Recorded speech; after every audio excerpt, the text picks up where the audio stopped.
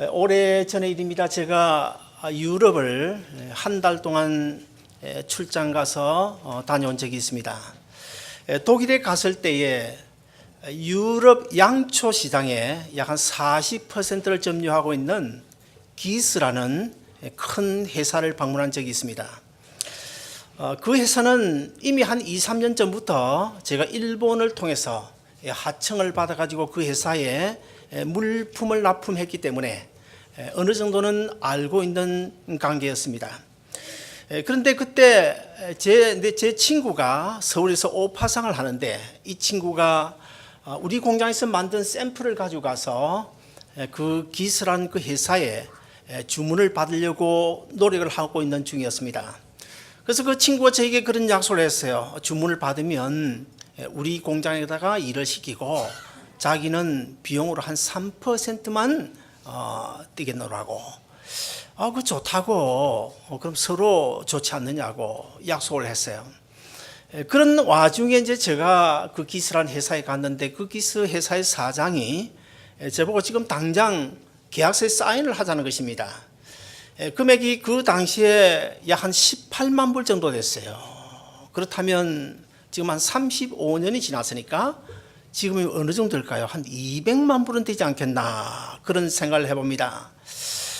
그런데 그래서 제가 그 친구의 의리를 생각하고 사인을 하지 않냐고 그 친구를 통해서 우리가 물건을 공급하겠노라고 그리고는 돌아왔습니다. 그런 후에 그 친구가 주문을 받아서 저를 배신하고 우리 공장에 일을 시키지 않냐고 대구에 있는 다른 공장에다 일을 시켜버렸어요. 그 후부터 저는 근 한 20년이 지난 동안까지 참 밤마다 심지어는 꿈을 꾸기도 하고 그 배신감에 정말 견딜 수가 없더라고요. 1978년도에 18만 불이면 적은 금액이 아니지 않습니까? 그때 그 오더를 받아서 제가 비즈니스에 성공했더라면 과연 어떻게 됐을까? 제가 목회자의 길로 접어들었을까? 이렇게 생각해 보니까 저는 그때 그 친구로부터 배신을 당한 것이 오히려 하나님의 은혜와 하나님의 축복이다. 그런 생각을 가지고 있습니다. 그때 저는 친구의 의리 때문에 그 큰 오더를 포기하고 돌아왔습니다. 그런데 오늘 본문에 보면 친구의 의리 때문이 아니고 많은 재물 때문에 영생을 포기하는 한 사람이 등장을 하고 있습니다. 그런데 여기 본문에 보시면 재물 때문에 영생을 포기했다. 세상에는 많은 사람들이 재물 때문에 예수 그리스도 포기한 사람이 있어요. 신앙을 포기한 사람이 있어요. 직장을 얻기 위해서 교회를 등진 사람도 있습니다. 또 처녀들의 경우에는 남자 하나 얻기 위해서 신앙을 저버리는 사람도 있지 않습니까? 아무튼 간에 우리 주위에는 이렇게 세상 것 때문에 영생을 포기하고 천국을 포기하고 예수님을 포기한 사람들이 많이 있습니다. 어느 날 예수님께서 제자들과 함께 길을 가고 계셨습니다. 그런데 한 사람이 예수님 앞에 찾아와서 무릎을 꿇고 예수님께 이런 질문을 합니다. 선한 선생님이여, 내가 무엇을 해야 영생을 얻을 수 있겠습니까? 이 사건은 오늘 본문뿐만 아니고 마태복음 19장에도 동일한 사건으로 기록되어져 있고 그리고 누가복음 18장에도 똑같은 본문으로 기록되어져 있습니다. 그런데 오늘 본문에 보면 한 사람이라고 소개를 하고 있는데 마태복음 19장에서는 한 청년이라고 소개하고 있고 그리고 누가복음 18장에 보면 한 간원이라고 소개를 하고 있습니다. 아무튼 간에 이 세 군데에 걸쳐서 기록되어져 있는 이 본문을 중심으로 잘 살펴보면 이 사람은 첫째는 큰 부자였습니다. 그리고 권력 있는 간원이었습니다. 그리고 세 번째는 젊음이 있는 청년이었습니다.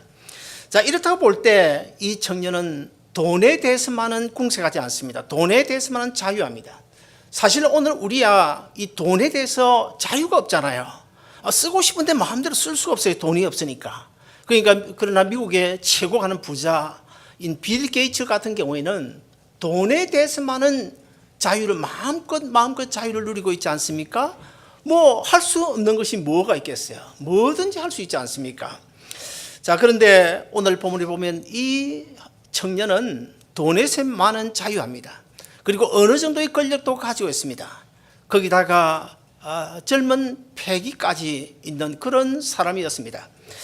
그런 사람이 그러면 왜 예수님을 찾아왔을까? 요한복음 3장에 보면 어느 날 야밤에 니고데모라는 사람이 예수님을 찾아오지 않습니까? 예수님을 찾아왔는데 무엇 때문에 찾아왔습니까? 하늘나라에 대한 관심 때문에 찾아왔습니다. 자, 그렇다 볼 때 오늘 본문에 등장하는 이 사람도 아마 영생에 대한 어느 정도의 관심을 가지고 찾아왔다고 볼 수 있습니다. 돈이 많고 권력이 있고 그리고 젊고 패기가 있습니다. 거기다가 사실은 이 영생, 영원히 살 수 있는 영생까지 갖춘다고 한다면 사실 금상첨화라고 말할 수 있지 않겠습니까? 자, 어쩌면 이 청년이 이런 목적을 가지고 예수님을 찾아왔는지도 모르겠어요. 그 부자 청년이 영생의 주인 되신 예수님을 찾아오기는 정말 제대로 잘 찾아왔습니다. 그러나 이 예수님 안에 있는 영생을 발견하지 못하고 영생을 얻지 못한 채 그만 포기하고 말았습니다. 오늘 본문 22절에 보시면 이 사건이 불행하게 끝을 맺고 있습니다. 그 사람이 재물이 많은 고로 이 말씀을 인하여 슬픈 기색을 띠고 근심하며 돌아가니라. 저는 이 본문을 중심으로 한 두 가지 말씀드리고 싶은데, 첫째, 이 청년은 영생에 대한 관심은 있었지만 구원과 영생에 대한 지식은 없었다고 볼 수가 있습니다. 그 청년이 예수님을 찾아와서 제일 먼저 어떤 질문을 했습니까? 선한 선생님이여, 내가 무엇을 하여야 영생을 얻으리까? 그런 질문을 했어요. 그 사람은 선한 선생님, 예수님을 가리켜서 선한 선생님이라고 부르고 있습니다.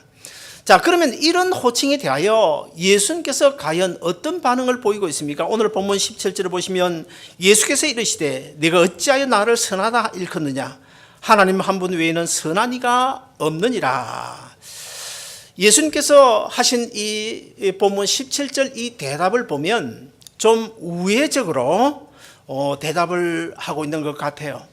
예수님은 자신이 선하신 하나님은 맞지만은, 그러나 그 청년이 예수님을 하나님으로 보지 아니하고 어떤 윤리 도덕적인 어떤 세상적인 지혜자나 선생으로 봤다는 사실에 대하여 예수님은 그 문제가 잘못되었음을 우회적으로 지적을 하고 있는 것입니다.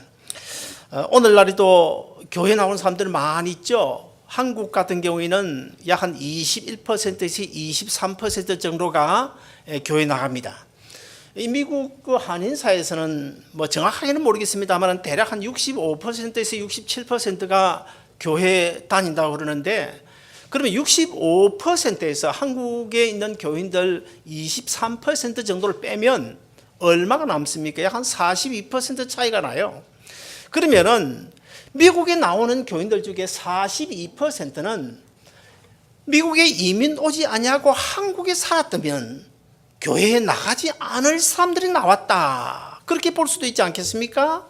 그래서 우리가 이민 초기에는 외로워서 교회 나오고, 아니면 열심히 일하다가 주일날 부모, 형제, 친구를 만나기 위해서 교회 나오고, 뭐 이런저런, 아니면 직장을 구하기 위해서 교회 나오는 그런 사람들도 있지 않았습니까? 그래서 아마 지금도 우리 한국뿐만 아니고 이 미국 한인 사회 교회에서는 아마 정말 예수님을 나의 구주로 생각하고 예수님으로부터 영생을 얻기 위하여 나온 사람들보다는 그 외에 다른 문제를 가지고 교회에 나오는 사람들도 아마 들어있지 않을까, 그런 생각을 해봅니다. 나폴레옹은 세계를 제패한 사람이죠. 그 나폴레옹이 나중에 죽을 때에는 뭐 정확하게 아마 회개는 안 하고 죽은 것으로 알고 있습니다만은, 어릴 때는 신앙생활을 잘했고, 그 다음에 군에 들어가서 처음 청년 때도 신앙생활을 잘한 것으로 알고 있습니다. 어느 날 이 나폴레옹이 이런 이야기를 했습니다. 소크라테스가 만약에 우리가 있는 이 방에 들어오면 우리는 즉시 일어나서 소크라테스 그분을 존경하며 우리가 인사를 해야 될 것이다. 그러나 만약에 예수님께서 이 방에 들어오시면 우리는 모두 엎드려서 그분 하나님을 경배해야 될 것이다. 그런 이야기를 했습니다. 나폴레옹은 예수님을 존경의 대상이 아닌 경배의 대상으로 보았습니다. 그러나 오늘 본문의 이 청년은 예수님을 경배의 대상이 아니라 하나님의 아들이 아니라 선생 수준으로만 봤다는 것입니다. Eternal life, 그러니까 영생을 Eternal life라고 그러는데, 이 영생, 우리가 흔히 영생 그러잖아요. 그러면 영생이 무엇일까? 한문으로 따지면 영원한 생명이죠. 자, 그러면 영원한 생명을 가진 분이 누구일까요? 아무도 영원한 생명 가진 사람이 없습니다. 오직 하나님 외에 그 어떤 누구도 영원한 생명을 가진 사람이 없습니다. 그러므로 영생이라고 하면 그 영생의 주인은 하나님 되시고 하나님만이 영원한 생명을 가진 분이신데, 그러면 우리가 영생을 누린다. 무슨 뜻일까요? 하나님의 그 영원한 생명을, 하나님의 영원한 생명의 은혜를 우리가 누리면서 사는 것, 이것이 우리가 영생을 누리는 것입니다. 요한복음 17장 3절에 보시면 영생에 대하여 설명을 하고 있는데, 영생은 곧 유일하신 하나님과 그가 보내신 자 곧 예수 그리스도를 아는 것이다 그랬어요. 자, 거기 보면 유일하신 하나님과 그분 하나님께서 이 세상에 인간의 몸을 입혀 보내신 예수 그리스도를 아는 것이 영생이다, 이렇게 설명하고 있는데, 그건 무슨 말일까요? 예수님을 아는 것, 우리 한국식으로 해석을 하면 답이 나오지 않습니다. 우리 한국식으로 안다고 하면 우리가 아는 사람 많죠. 제가 우리 성도들 다 알고 있고, 그리고 미국의 오바마 대통령도 제가 잘 알아요. 그러나 여기 성경에서 말씀하는 이 안다라고 하는 말은 본래 그 원어가 야다라는 뜻인데, 야다는 무슨 뜻인가 하면 본래 그 뜻이 이불 밑에 부부의 관계를 의미하고 있어요. 본래 그 뜻입니다. 그러므로 좀 쉽게 이야기하면 어떤 인격적인 관계를 통해서 알고 있는 사이, 그 관계를 의미하는 거예요. 그러므로 미국 오바마 대통령을 제가 잘 알고 있고, 그리고 우리 항전도사님도 제가 잘 알아요. 자, 그러면 오바마 대통령을 내가 아는 것하고 내가 항전도사님을 아는 것하고 똑같은 아는 것일까요? 다릅니다. 오바마 대통령은 객관적으로 매스컴을 통해서 지식적으로 머리로 아는 것뿐입니다. 인격적인 관계를 맺은 것은 아니잖아요. 그러나 우리 항전도사님은 지금 한 3년 가까이 제가 인격적인 관계를 맺으면서 우리 한정도사님 알고 있잖아요. 그러므로 이 하나님을 안다, 예수 그리스도 안다는 말은 예수 그리스도와 인격적인 관계를 맺은, 너는 내 아들이고 나는 네 아버지라고 하는 이런 언약 관계에 있어서 인격적인 관계를 맺은 그 관계, 그래서 알고 있는 사이를 의미하기 때문에 우리가 하나님과 인격적인 관계를 맺으면 하나님의 그 영원하신 생명을 우리가 얻어서 누릴 수 있다. 이것이 영생이라는 것입니다. 그러므로 우리가 영생을 얻기 위해서는 하나님께다 뿌리를 박아야 되죠. 이 전기불도 그냥 전기불이 오는 거 아니지 않습니까? 이것이 잠시 꺼졌다 켰다 하지만은, 그러나 본래는 어디까지 연결되어 있습니까? 발전소까지 연결되어 있잖아요. 발전소까지 연결되어 있어요.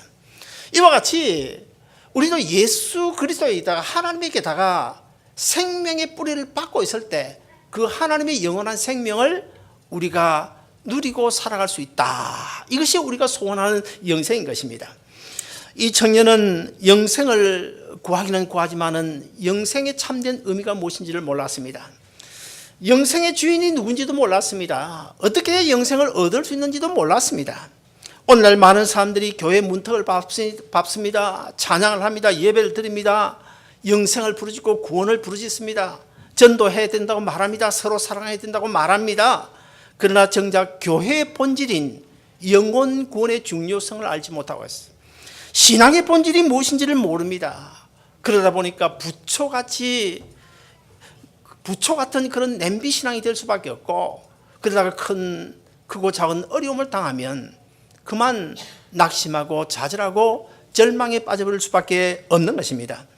그 다음에 오늘 본문에 보면 이 청년이 예수님께 내가 무엇을 해야 영생을 얻으리까? 이렇게 질문하지 않았습니까? 자, 예수님께 묻습니다. 질문합니다. 내가 무엇을 해야 영생을 얻을 수 있겠습니까? 자, 이 질문을 우리가 좀 분해를 해보면 어떤 질문이 있겠습니까? 내가 어떤 일을 하면 영생을 그 반대급부로 얻을 수 있습니까? 그런 질문 아닙니까? 그러므로 선생님, 내가 어떤 선행을 하면 되겠습니까? 아니면 무슨 특별한 일을 하면 내가 영생을 얻을 수 있나요? 이런 질문이 되겠습니다. 그러나 사랑하는 여러분, 영생은 그런 것이 아니잖아요. 영생의 주인은 주님이시고 영생은 하나님이 주신 은혜입니다. 빌립보서 2장에 보면 뭐라고 말씀합니까? 하나님께서 우리에게 믿음을 선물로 줬다 그래요. 하나님께서 우리에게 선물로 주신 이 믿음으로만이 영생을 얻을 수 있는 것인데, 오늘 본문에 등장한 이 청년은 그걸 모르고 있어요. 자기가 어떤 선을 행하거나 어떤 큰 일을 할 때 영생을 얻는 줄로 착각을 하고 있었습니다. 사랑하는 여러분, 영생은 아무나 얻는 것이 아닙니다. 정말 예수님 십자가 밑에 깊이 부복하고, 하나님, 나는 죄인입니다, 나를 살려주옵소서, 깊이 자기 죄를 깨닫고 십자가 밑에 부복하는 사람, 오직 우리 주님 십자가에 올인하며 살아가는 사람, 자기 십자가를 지고 주님을 따라가는 자만이 받을 수 있는 것이 영생인 줄로 믿으시기를 바랍니다. 그런데 그 부자 청년은 영생을 구하기는 했지만은 영생의 참된 의미를 몰랐고, 영생의 주인이 바로 예수님이신데, 영생의 주인인 예수님을 찾아오기는 제대로 찾아왔는데 그 영생의 주인 대신 그 주님 안에, 예수님 안에 영생이 있는 줄로 몰랐어요. 그래서 그는 실패했습니다. 영생을 알지 못하고 그만 인생의 낙오자가 되고 말았던 것입니다. 자, 그렇다고 볼 때 이 부자 청년은 지금쯤 과연 어디에 있을까? 제 생각에는 천국과 반대되는 곳에 분명히 거기에 가 있을 것입니다. 그 다음에 두 번째로 우리가 오늘 본문을 통해 살펴볼 것은, 이 청년은 영생을 얻는 것보다 재물의 신앙의 우선순위를 두었다는 것입니다. 예수님은 그 청년에게 먼저 계명을 지키라고 말씀합니다. 그러자 이 청년은 아주 자신 있게, 그런 계명쯤이야 지금까지 내가 얼마든지 잘 지키고 있습니다, 그렇게 대답했어요. 예수님은 이제 아주 결정적으로 그 청년의 아킬레스건인 재물 문제를 지금 짚고 계십니다. 우리 다 같이 오늘 본문 21절을 같이 한번 읽어보실까요? 다 같이 봉독합니다. 시작. 예수께서 그를 보시고 사랑하사 이르시되, 내게 아직도 한 가지 부족한 것이 있으니 가서 내게 있는 것을 다 팔아 가난한 자들에게 주라. 그리하면 하늘에서 보화가 내게 있으리라. 그리고 와서 나를 따르라 하시니. 자, 여러분, 이 말씀의 핵심이 무엇입니까? 한마디로 이야기하면, 내가 정말 계명 지켰냐? 계명 지켰냐? 정말 내가 영생을 얻기를 원하느냐? 그렇다면 한 가지 부족한 것이 있다. 가서 내 재물을 다 팔아서 가난한 자들이 주고, 그리고 와서 나를 따르라. 그러면 내가 영생을 얻게 될 것이다. 결국 그 청년은 영생 얻는 것을 포기합니다. 왜 포기합니까? 재물이 많은 거로. 재물을 영생보다 더 중요한 것으로 생각했기 때문에 재물을 포기할 수 없어서 결국 영생을 포기하고 말았습니다. 오늘 본문 22절을 보시면, 그 사람은 재물이 많은 거로 이 말씀을 인하여 슬픈 기색을 띠고 근심하며 가니라. 저는 지금까지 살아오면서 주위에 많은 사람들 보지 않습니까? 많은 사람들 보면서 저는 간혹 이런 생각을 합니다. 저분은 차라리 가난했으면 좋을 뻔했다. 저분은 부자가 되지 말고 차라리 가난했으면 좋을 뻔했다. 이런 생각이 들 때가 있어요. 또 어떤 경우에는 저분은 뭐 연대나 고대나 서울대 안 나왔으면 차라리 좋을 뻔했다. 차라리 중학교 나왔으면 오히려 예수 믿고 구원 얻을 수 있지 않았을까? 저는 뭐 지식이 들어가지고 저 사람 예수 못 믿게 하니 차라리 못 배운 것이 좋지 않았겠냐, 이렇게 생각될 때가 간혹 있습니다. 그 청년이 심히 근심하며 돌아가는 것을 보고 예수님께서 제자들에게 이렇게 말씀하십니다. 우리 본문 다 같이 23절을 같이 보시겠습니다. 시작. 예수께서 둘러보시고 제자들에게 이르시되, 재물이 있는 자는 하나님의 나라에 들어가기가 심히 어렵도다 하시니. 하나님의 나라에 들어가기가 얼마나 어려운지 낙타가 바늘기로 나는 것이 부자가 하나님 나라에 들어가는 것보다 낫다, 예수님께서 그렇게 말씀하고 있어요. 이번에는 예수님의 말씀을 듣고 있는 제자들이 의문을 가지고 예수님께 이런 질문을 합니다. 그러면 예수님, 그러면 누가 구원을 얻을 수 있겠습니까? 이런 질문을 해요. 그런데 오늘 보면 마지막 27절에 가서 보면 예수님께서 뭐라고 대답하십니까? 사람으로서는 할 수 없으되 뭐라고요? 하나님으로서는 할 수 있느니라. 두 가지입니다. 첫째, 사람으로서는 할 수 없느니. 무슨 말일까요? 오늘 본문의 이 청년은 내가 어떤 선을 행함으로 어떤 큰 일을 함으로 영생을 살 수 있습니까? 이렇게 물었잖아요. 거기에 대해서 예수님은 사람으로서 아무리 선행을 해도 영생은 얻을 수 없다 그 말이고, 그 다음에 하나님으로서 할 수 있느니라. 무슨 말일까요? 영생은 우리가 어떤 반대급부로 얻는 것이 아니고 전적인 하나님의 은혜로 얻는다는 사실을 지금 말씀하고 있는 거예요. 자, 그러면 예수님께서 왜 영생 얻는 문제를 재물 문제에다가 결부시키는 것일까요? 여기서 우리가 한 가지 오해가 없어야 될 것입니다. 재물이 많기 때문에 천국 들어가지 못한다. 재물이 많기 때문에 영생 얻지 못한다. 그렇게 생각해서는 안 될 것입니다. 예수님은 결코 그렇게 말씀하지 않습니다. 그리고 재물을 다 팔아 영생을 사라. 그렇게 말씀하시지도 않아요. 그럼 무슨 뜻일까요? 영생과 재물 중에서 어느 것이 내 인생에서 더 소중한지, 신앙의 우선순위, 그걸 지금 묻고 있는 거예요. 내가 재물을 포기하더라도 영생 얻기를 소원하냐? 아니면 내게 있어서 재물이 영생보다 더 소중하냐? 그걸 묻고 있는 것입니다. 내 인생을 재물에 맡기겠느냐? 내 인생을 예수님께 맡기겠느냐? 이걸 지금 묻고 있는 거예요.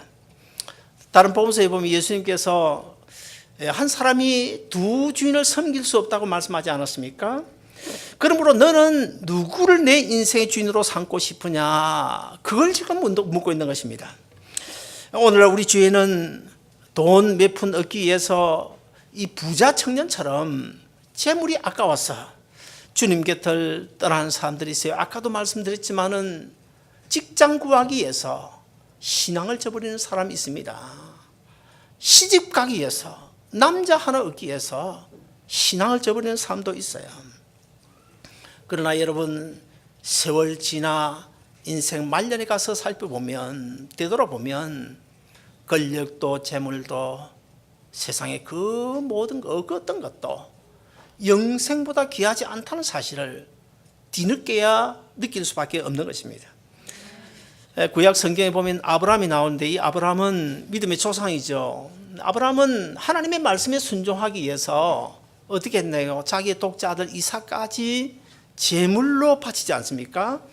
그리고 신약 성경에 와서 보면 사도 바울의 경우도, 사실 사도 바울이 얼마나 많이 배운 사람입니까? 제물도 있었습니다. 그 당시에 로마 시민을 가질 정도로 어느 정도의 권력도 가지고 있었습니다. 그러나 성경에 보면 예수 그리스도 한 분 얻기 위해서 세상의 그 모든 자랑거리를 어떻게 버렸다고요? 배설물처럼 버리노라. 세리장이었던 마태도 영생을 얻기 위해서 돈방석, 그 당시에 세간 돈방석, 그 돈방석까지 미련 없이 버리고 말았습니다. 사랑하는 여러분, 저는 우리 아름다운 동산교회 성도들 여러분 모두가 세상 것 때문에 그 어떤 경우에도 영생을 버리는 일이 없었으면 좋겠어요.